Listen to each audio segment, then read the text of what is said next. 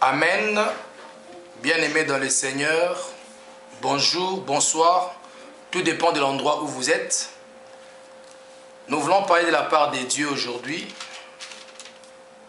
Je réponds au nom de l'évangéliste Didier Midon. On va essayer d'écouter la parole de Dieu aujourd'hui. Mais avant tout, prions. Seigneur, nous voulons t'écouter, nous voulons écouter cette parole, ô Dieu, car la Bible déclare « Jamais homme n'a parlé comme toi ». Seigneur, nous voulons que cette parole touche nos cœurs et nous voulons que cette parole, ô Dieu, tombe sur une terre fertile et que cela produise des fruits dignes de repentance. Au nom de Jésus, nous avons ainsi prié. Amen. Bien-aimés dans le Seigneur, nous allons aborder un thème très important aujourd'hui, un thème qui va t'édifier, un thème qui va changer ta vie, un thème qui va apporter un plus dans ta vie. Tout dépend de la façon dont tu vas saisir ces messages et tout dépend de la façon dont tu vas recevoir ces messages. J'aimerais te parler d'une histoire de la Bible qui va te révolutionner, qui va encore te pousser à chercher Dieu. Si tu étais fatigué, abattu, si tu as trop de problèmes, la vie semble être sombre devant toi, mais j'aimerais te dire qu'il y a une lumière qui est devant toi aujourd'hui. Nous allons prendre nos Bibles et nous allons lire dans le livre de 1 Roi, chapitre 17, versets 1 à 7. 1 Roi, chapitre 17, versets 1 à 7. Nous lisons pour la gloire de Dieu. Élie, l'Échibite, l'un des habitants des Galaades, dit à Akab, « L'Éternel est vivant, le Dieu d'Israël, dont je suis le serviteur. Il n'y aura ces années-ci ni rosée ni pluie, sinon à ma parole. » Et la parole de l'Éternel fut adressée à Élie en ces mots. « Pars d'ici, dirige-toi vers l'Orient et cache-toi près du torrent des Kérites, qui est en face du Jourdain. Tu boiras de l'eau du torrent, et j'ai ordonné aux corbeaux de te nourrir là. » Il partit et fit selon la parole de l'Éternel, et il alla s'établir près du torrent des Kérites, qui est en face du Jourdain. Les corbeaux lui apportaient du pain et de la viande le matin, et du pain et de la viande le soir. Et il buvait de l'eau du torrent. Mais au bout d'un certain temps, le torrent fut à sec, car il n'était point tombé la pluie dans le pays. Amen. Nous allons encore lire la Bible dans les livres de 1 Roi, chapitre 18, versets 41 à 46. 1 Roi, chapitre 18, 41 à 46. La Bible dit, « Élie dit à Akab, monte, mange et bois, car il s'est fait un bruit qui annonce la pluie. » Akab monta pour manger et pour boire, mais Élie monta au sommet du Carmel. Et se penchant contre terre, il mit son visage entre ses genoux. Et dit à son serviteur, monte, regarde du côté de la mer. Le serviteur monta, il regarda et dit, il n'y a rien. Élie dit 7 fois, retourne.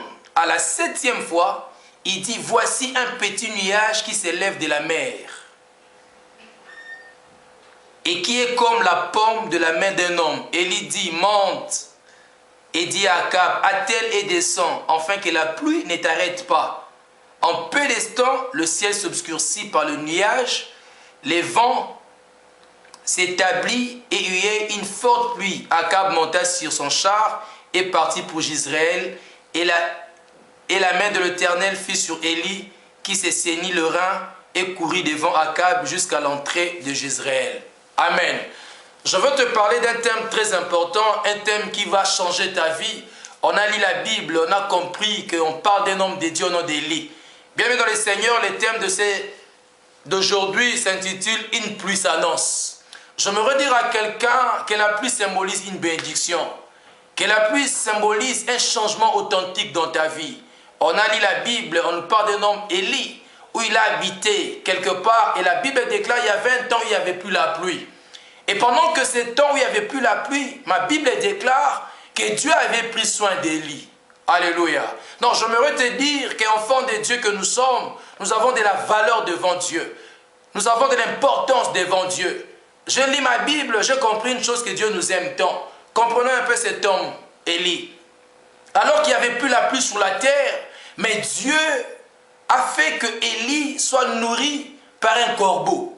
Et la Bible est claire là-dessus, mon frère, ma soeur. En lisant la Bible, on comprend que la Bible déclare qu'il y avait un corbeau qui apportait la nourriture chaque matin à Élie, même le soir. Alors que l'autre peuple peut-être souffrait, mais Dieu prenait soin de son serviteur Élie. Et j'aimerais te dire, c'est ça l'avantage d'être un enfant de Dieu. Quand il y aura un ça va pas, quand tout le monde va pleurer, quand le monde sera secoué, quand tu auras des problèmes dans ta famille, quand dans ton entourage tout va s'écrouler, ben j'aimerais te dire que tu as un Dieu qui prendra soin de toi comme il a fait à Élie. Voilà pourquoi cet après-midi ou ce soir, j'aimerais te dire, une pluie s'annonce pour toi, une pluie de changement. Je ne sais pas quel problème te dérange. Je ne sais pas ce qui bouleverse ta vie. Je ne sais pas qu'est-ce qui te fait lamenter jour et nuit. Tout le temps quand tu es devant ton Dieu, tu as les larmes aux yeux. Mais j'aimerais te dire, mon frère, ma soeur, une pluie s'annonce. La pluie symbolise le succès. La pluie symbolise un changement. Et ma Bible déclare, alors que Élie manquait de quoi manger, Dieu envoyait un corbeau. De même pour toi aussi, les dieux d'Élie n'a pas changé. Ma Bible dit, il est le même,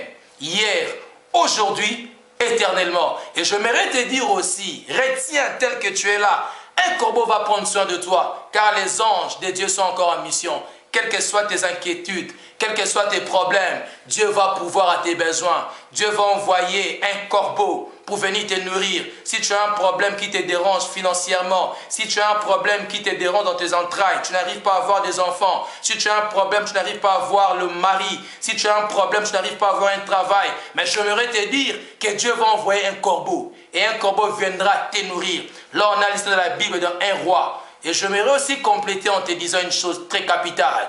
Il dit ceci à Akab, Akab, monte, va voir. Bien-aimé dans le Seigneur, j'aimerais te dire une chose qui est très importante. Dieu nous donne ce que nos yeux voient. L'homme ne peut recevoir de Dieu que ce que ses yeux voient. Un jour, il a dit à Abraham, Abraham, lève-toi, regarde. Quand Abraham s'est levé, il a regardé, Dieu va dire, Abraham, regarde et vois. Bienvenue dans le Seigneur, alors qu'Abraham devait recevoir une promesse de la postérité, Dieu devait d'abord dire à Abraham, lève-toi et vois.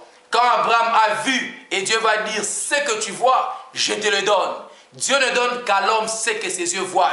Eh bien, j'aimerais te dire, si tu vois les désespoirs dans ta vie, ben, tu auras aussi comme requête, comme réponse, les désespoirs. Mais si tu vois derrière tes désespoirs, derrière tes inquiétudes, il y a une solution, eh bien, Dieu va te donner aussi cette solution-là. Mon frère, ma soeur, Dieu ne donne qu'à l'homme ce que ses yeux voient, comme il a dit à Abraham. De même, Élie avait dit à Akab, Akab, monte et vois. Et la Bible déclare que cet homme Akab est monté. La première fois, il n'a rien vu. Mais il est allé dire à Élie, Élie, je ne vois rien. Élie va dire, monte, vois. Akab va monter la deuxième fois. Pour dire encore de nouveau à Élie, je ne vois rien. Et la Bible est claire. La Bible déclare, Akab, jusqu'à la 7e fois, cet homme va aller dire cette fois-ci à Élie, voilà je vois un nuage sous forme d'une paume de main. Oh mon frère, ma soeur. Alors qu'il montait, il ne voyait rien. Mais la 7e fois, cet homme a vu un nuage à la forme d'une paume de main. J'aimerais te dire aussi aujourd'hui, sache que dans ta vie, il y a un petit nuage qui se forme. Il y a un petit nuage comme une paume de main qui se forme. Ce que tu penses être petit, derrière les petites choses, Dieu fait de grandes choses. Et tout dépendait de ce qu'Akab devait voir. Voilà pourquoi Élie va dire à Akab, voilà, hâte-toi car la pluie s'annonce. Et quelques temps après, il y avait la pluie. Une pluie de bénédiction, une pluie de changement. Mais Akab devait d'abord voir. Voilà pourquoi je t'ai dit au début de ce message, Dieu ne donne qu'à l'homme ce que ses yeux voient. Une pluie s'annonce dans ta vie. Je ne sais pas moi quelle pluie tu cherches dans ta vie. Je ne sais pas moi qu'est-ce qui te lamente. Je ne sais pas moi qu'est-ce qui te pousse à être troublé. Mais j'aimerais te dire, il y a une pluie qui s'annonce. Voilà pourquoi mon frère, ma soeur, dans la vie, il faut être persévérant. Akab pouvait bien se lasser. Akab pouvait dire, ben, j'en ai marre. Je suis allé voir la première fois, je n'ai rien vu. La deuxième fois non plus. Mais la 7e fois, il a vu quelque chose. Dans la vie des prières, j'aimerais te donner un secret. Notre Dieu est un Dieu formidable. C'est un Dieu qui n'agit ni avant, ni après. Mais c'est un Dieu qui agit en son temps. Et j'aimerais te dire que dans ta vie, si tu es enfant de Dieu, si les temps de Dieu arrivent, si les temps de Dieu sont dans ta vie, personne ne peut s'opposer à toi. Personne ne peut mettre un point. Personne ne peut dire non quand notre Dieu dit oui. Et tu dois être persévérant comme Akab. J'aimerais aussi te parler d'un homme au nom de Bartimée. Je sais que tu as toujours lu ta Bible. Et si tu vas lire peut-être, tu vas comprendre l'histoire de Bartimée dans le livre de Marc. Tu vas voir comment est-ce que cet homme était abattu un jour dans sa vie. On peut lire ça ensemble avec toi. On peut prendre nos Bibles et lire Marc chapitre 10, verset 46 à 52. La Bible dit, ils arrivèrent à Jéricho et lorsque Jésus en sortit avec ses disciples et une assez grande foule, le fils de Timée, Bartimée, mendiant aveugle, était assis au bord du chemin. Il entendit que c'était Jésus de Nazareth et il s'est mis à crier, « Fils de David, Jésus, aie pitié de moi. » Plusieurs les reprenaient pour le faire taire, mais il criait beaucoup plus fort, « Fils de David, aie pitié de moi. » Jésus s'arrêta et dit, « Appelez-les. » Ils appelèrent l'aveugle en lui disant, « Prends courage, lève-toi, il t'appelle. » L'aveugle jeta son manteau, s'élevant d'un bond, vint vers Jésus. Jésus prenant la parole lui dit, « Que veux-tu que je te fasse? » Rabouni, lui répondit l'aveugle, « Que je recouvre la vue. » Et Jésus lui dit, « Va, ta foi t'a sauvé. » Aussitôt il recouvra la vue et suivit Jésus dans le chemin. Mon frère, ma soeur, j'aimerais te dire que dans la vie, nous avons un Dieu vivant. Nous avons un Dieu capable de changer nos circonstances de malheur. Voilà un peu l'histoire de cet homme Bartimée. Alors qu'il était aveugle, c'est un homme, comme dit la Bible, un mendiant. Il passait toute sa vie à demander l'argent. Mais un jour, il a entendu qu'il y avait un Jésus qui passait. Cet homme s'est mis à crier. Parce qu'il avait compris que voilà, c'est maintenant ou jamais. Je veux un salut dans ma vie. Alors que cet homme criait, la Bible déclare, il y avait des gens qui retenaient cet homme. C'est comme dans ta vie. Alors que tu cherches des fois à faire mieux, il y a des gens qui ne veulent pas. Il y a des gens qui te retiennent à faire quelque chose de bien. Mais la Bible déclare, pendant que les gens retenaient Bartimée, il criait encore davantage. Il criait encore, Jésus, fils de David, aie pitié de moi. C'est une parenthèse que je vais ouvrir, c'est pour te dire que l'homme était méchant. Et retiens ce que je te dis, mon frère, ma soeur, l'homme était méchant. La Bible déclare que le cœur de l'homme est mauvais par-dessus tout. Comment voulez-vous cet homme Bartimée, lui qui passait toute sa vie en train de demander le pain, mendier, l'argent tout le temps, alors qu'il a vu le salut devant lui, mais les gens ne voulaient pas que Bartimée s'approche de Jésus. Donc c'est pour te dire que dans ta vie, il y a certaines personnes tout autour de toi qui ne veulent pas te voir émerger, qui ne veulent pas te voir aller de l'avant. Ils se contentent de ta situation. Eh bien, tu vas te séparer. D'ailleurs, j'aimerais te dire, notre Dieu est un Dieu de séparation. La séparation n'est pas un péché. Des fois, quand Dieu te sépare, c'est pour faire de bonnes choses dans ta vie. Mais peut-être tu te dis, mais pourquoi? Mais j'aimerais te dire, tu dois te séparer avec certaines personnes qui t'empêchent d'aller de l'avant. Puisque tout le monde ne partage pas ta vision. Tout le monde ne veut pas de ton bonheur. C'est comme cet homme Bartimée. Il y avait un bonheur devant lui. Il voulait saisir ses bonheurs. Mais il y avait des gens qui se contentaient à voir Bartimée aveugle comme ça.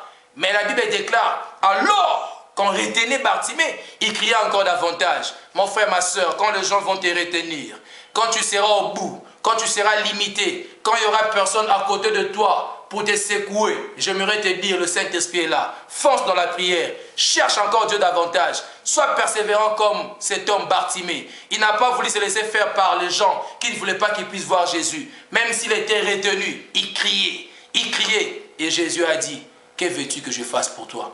Oh, ça c'est une bonne question. J'ai lu ma Bible et j'ai compris que chaque chose que Jésus-Christ faisait dans la Bible, c'était par rapport à la foi. Il disait toujours, ta foi t'a sauvé. Alors j'ai compris que c'est ta foi qui peut te sauver. Ce n'est pas la foi d'un prédicateur, ni de ton pasteur dans ton église, ni d'un serviteur de Dieu, d'un prophète qui viendra te dire que ben oui, ma foi prophète te sauve. Non, c'est ta propre foi. Tout dépend de l'espérance, de la foi que tu places en Jésus-Christ. J'aimerais te dire, si tu veux voir la pluie s'abattre dans ta vie, une pluie de changement, une pluie de bénédiction, une pluie d'élévation, j'aimerais te dire, tu dois avoir la foi. Tu dois avoir la persévérance comme avait Bartimée. La persévérance qu'avait Akab de monter 7 fois pour aller voir cette pomme demain. C'est ce que j'aimerais aussi te dire aujourd'hui. Mon frère, ma soeur, accroche-toi à Dieu. Fonce avec Dieu. Tu as de la valeur devant Dieu. Les jours que l'ange de Dieu, à l'époque, au nom de Lucifer, a péché. J'ai lu ma Bible. Je n'ai pas vu Dieu aller sauver Lucifer. Mais les jours que l'homme a péché, Dieu est descendu pour sauver l'homme. Et c'était Jésus-Christ qui a pris la chair. Il s'est fait homme afin que toi et moi nous soyons sauvés. Accroche-toi à ces dieux. Sois persévérant. Cherche-le dans ta vie. C'est un Dieu qui ne trompe jamais. C'est un Dieu qui fait chaque chose en son temps. J'aimerais te dire, quelle que soit la tempête qui s'élève dans ta vie, quelle que soit la souffrance qui s'élève dans ta vie, ben, il y a un Dieu, il y a un Jésus-Christ dans la barque qui est capable de menacer les vents ou la tempête, comme dit la Bible. Un jour, cet homme de Galilée était dans la barque, alors qu'il y avait une forte tempête. Les disciples criaient, « Maître, nous mourons !» Mais la Bible déclare, quand Jésus-Christ s'est réveillé, il a menacé les vents, il a menacé la tempête. J'aimerais te dire aussi, si tu t'attaches à ces dieux, si tu places ta confiance, ta foi en ces dieux, quand la tempête va s'élever, quand il y aura un vent violent dans ta vie pour te bousculer, il y a un Jésus qui va menacer la tempête. Il y a un Jésus qui va menacer ces vents violents qui te menacent. Il y a un Jésus qui va changer tes problèmes. Il y a un Jésus qui va donner la réponse à toutes tes questions. Il y a un Jésus qui va donner la solution à tous tes problèmes. Voilà pourquoi j'aime bien dire aux gens, l'impossible est son domaine. Mon frère, ma soeur, il y a des mots qui n'existent pas dans le dictionnaire de Dieu. D'abord, nous avons le mot impossible. Ça n'existe pas devant Dieu. Car la Bible déclare, rien n'est impossible à Dieu. Et deuxième mot, j'aimerais ajouter, il n'y a pas un mot qui existe dans le dictionnaire de Dieu qui s'appelle difficile. Ce qui est difficile devant Dieu est facile. Ce qui est impossible devant Dieu est possible. Car notre Dieu est un Dieu puissant. Retiens ces thèmes, mon frère, ma soeur. Accroche-toi, persévère avec Dieu, aie la foi. Et j'aimerais aussi ajouter une chose, tu dois être discret. Sois discret. Tu as reçu tant de promesses venant de Dieu. Tu as reçu tant de promesses venant de Dieu. Tu as reçu tant de choses que Dieu t'a dit, les révélations. Tu as eu des prédications, des prophéties. Mais moi, j'aimerais bien te dire que derrière cela, il y a l'accomplissement de la parole de Dieu. Accroche-toi à Dieu. Place ta foi en ces dieux. Dis-toi que derrière mes problèmes, j'ai un Dieu. Quels que soient les obstacles, ne tourne pas ton regard vers les hommes, car les hommes vont te décevoir. Ne tourne même pas ton regard vers tes parents, ils peuvent mourir. Mais tourne ton regard vers Jésus-Christ de Nazareth. C'est lui qui a été ressuscité le 3e jour. C'est lui qui est le même, hier, aujourd'hui, éternellement. Et quelque chose va se passer dans ta vie. Une pluie va tomber sur ta vie. Et tu vas dire, oui, je sers un Dieu vivant. Sois persévérant. Accroche-toi à ces dieux. Job a compris un jour, il a dit, oui, mon Rédempteur s'élèvera les derniers. Tu as un Rédempteur dans ta vie. Quand tu vas penser arriver à la fin, sache qu'il y a un Rédempteur qui va s'élever. Voilà, nous sommes arrivés à la fin de notre message. Voilà pourquoi j'aimerais te dire, persévère, accroche-toi à Dieu, cherche Dieu comme tu n'as jamais cherché, même si les gens se moquent de toi, même si les gens veulent te décourager comme ils ont fait avec Bartimée, accroche-toi. Même si tu as tenté une fois, tu n'as pas réussi, deuxième fois, tu n'as pas réussi, Akab est allé jusqu'à la 7e fois pour voir cette pomme de main. Même toi aussi, la 7e fois sera favorable pour toi. La 7e fois sera un changement pour toi. Et la 7e fois, le chiffre 7, c'est le chiffre de la perfection. Vas-y, fonce avec Dieu. Cherche Dieu par de jeûnes et prières. Prie comme tu n'as jamais prié. Ne place pas ta confiance à un prophète, à un pasteur, à un évangéliste. Non, ils peuvent te décevoir. Place ta confiance en Dieu, en Jésus-Christ, seul capable qui ne déçoit jamais. C'est cet homme de Galilée. Il t'aime. Il a un projet de bonheur pour toi et non un projet de malheur. Il a fait tant de promesses dans la Bible et toutes ces promesses, c'est pour toi. Et si tu t'accroches à ces dieux, tu places ta foi, il y a une pluie qui va s'abattre sur ta vie, sur ta famille et tu auras la solution à tes problèmes. Voilà, que Dieu te bénisse, que Dieu nous bénisse. Comme je le disais au début de mon message, je réponds au nom de l'évangéliste Didier Midon, j'habite France, je dirige un ministère évangélique et de délivrance au nom de Cité de délivrance. Mes coordonnées, je vais vous donner mon numéro de téléphone 06 05 72 47 36 06 05 72 47 36. Je suis ici en France, je vis à Orléans. Si tu veux avoir mes coordonnées, tu peux m'appeler. On aura un temps de prière avec toi et Dieu va faire quelque chose dans ta vie. Accroche-toi à ces dieux, fonce avec ces dieux et tu vas me donner raison un jour en disant oui, cet homme de Galilée, Jésus-Christ, ne laisse jamais ses enfants. Que Dieu nous bénisse. Bye.